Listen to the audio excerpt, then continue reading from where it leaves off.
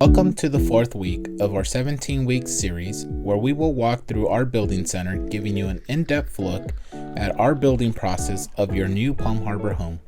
This week, we continue at interior walls.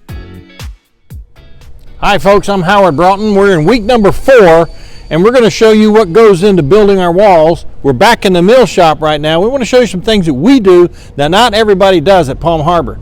You see this bunk of lumber that comes in? Notice the ends are at random lengths. You got some just slightly longer than others. That's the way it comes to most manufacturers, and they use that. Well, if you're just a slightly bit off, you're going to have a crooked wall, or you're going to have a wall that doesn't quite fit.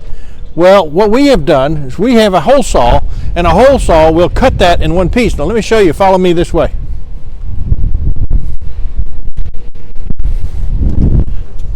That's a giant chainsaw that'll cut the entire bunk at once.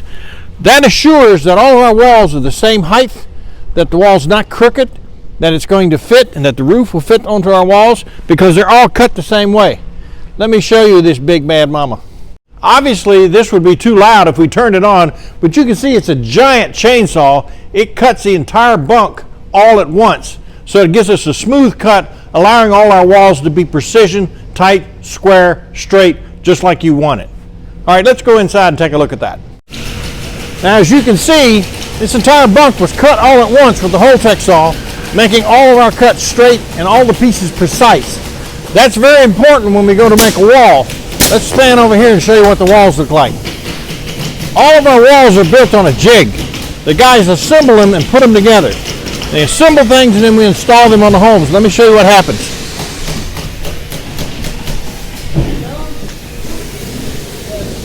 These are the partition walls, the 2-inch materials that are used to hold the panels up on the inside of our homes.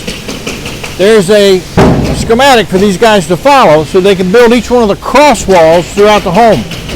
That's set up here and it's staged ready for the next operation. Let's walk around there and I'll show you what that looks like. Here the 1/2-inch paneling of the gypsum is being put on the cross partitions and the guys are fastening those to the walls.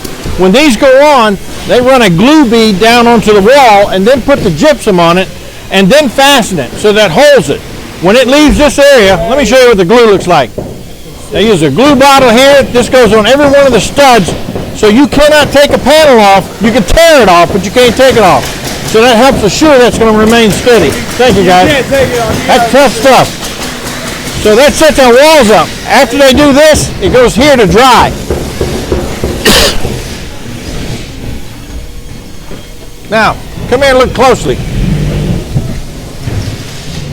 Here's a typical wall of what the guys have done. You see the glue here on my hand? That glue is put in there so that panel is glued to that wall, making it super strong. Now notice this little dovetail here. We didn't used to do this. We started this a few years ago. What these dovetails do is allow us to use a larger portion of the lumber of the tree. Therefore, we're building green. We have less waste and we have less crooked studs in the wall. We just don't have them since we started these. These engineered wall studs are straighter and truer, and it allows us to use more wood on a tree. Let's go around to the next station. A short time ago, we discovered that if we make the workstation level with the house, and if you see this on the floor, then we eliminated one person. That's labor. He went off to work in another place in the plant. By saving that labor, it lowered our cost. Now, when the wall is ready to put onto the floor of the house, we simply pull it out from the drying station and then put it onto the floor. Now pan over here, you see there are no wall partitions on these floors. And if you look forward over here, you'll see where they're starting to install these walls. Let's go forward.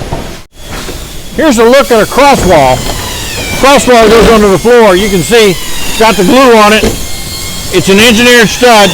They've already set that up for a wall partition where this bedroom's going to be, and you can see since this floor has got tile, we put plastic down to protect the floor.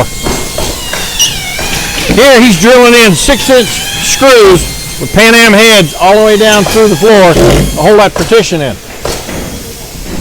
Now notice it's only got paneling on one side. The reason that's done that way, we have to come back and put the electrical receptacles in, and then the back panels will go up and finish each one of the rooms when that's done. All right, here I wanted to show you the typical panels that we use It's not builder grade. Builder grade is 3/16 inch. We use 1/2 inch gypsum, and you can see this right here. See how that thickness is? The standard paneling that you would use inside of a closet, or the basic panel we start with, is a vinyl finish. So if you mark anything on there, lipstick or something, you can wash it right off. Your closets are going to have this. Sometimes the consumer may want to have something like a regular, typical gypsum wall, and we can put up gypsum, we'll tape bed and texture it, and put the texture on it and ship that over to your home. So you got two kinds of wall finishes that can go into the house. I want to show you, this is the sort of thing you cannot see unless you're in a building center and come over here and see this. What these are, we put these panels in. If you notice, they're dadoed into the wall studs. There's a TV going to be hung on the other side of this wall. We put a backer back there, so when you hang the support for the TV, you know it's in this area. We don't care where you put your TV. You want to know that you got it secured to the back. If there's a cabinet down below, they want to be able to screw it to the wall here, and if there's TV up top, you're going to have something to put it to. We do this where there's shower backers for shower heads, where there's a cabinet on the other side of the wall, or a place to hang your TV. But there's a material back there that will take your fasteners from the other side of the living room. That's the kind of peace of mind you would want in your home. Tune in next week when we start talking about exterior walls. Come back again.